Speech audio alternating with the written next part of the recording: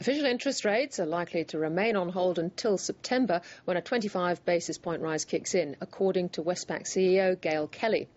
During her speech to a business lunch in Melbourne today, Mrs Kelly also touched on a number of trends emerging from the global financial crisis, including the slowdown of credit growth and the rise of the emerging economies. Emily Stewart reports.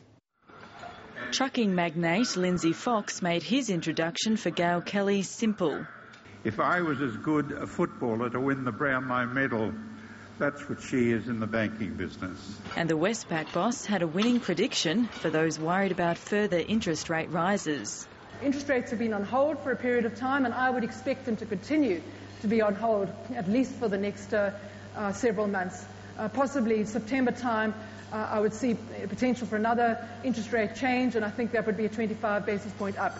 Gail Kelly says the economy overall is performing well, but the high Australian dollar means exports and tourism are suffering, and this, combined with recent natural disasters, has depressed consumer and business confidence. We won't go back to those double-digit days of credit growth that we saw in the early 2000s and into the mid-2000s.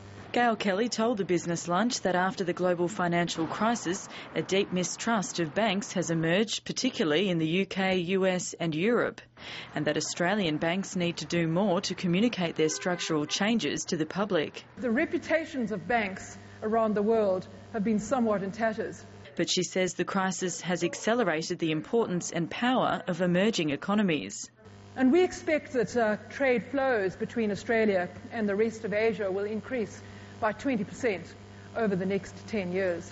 Gail Kelly says Westpac is stepping up investment in Asia and is looking at establishing a third office in China. But she ruled out a potential move for Westpac to her country of birth in South Africa, saying there are no plans for the bank to establish a presence there just yet.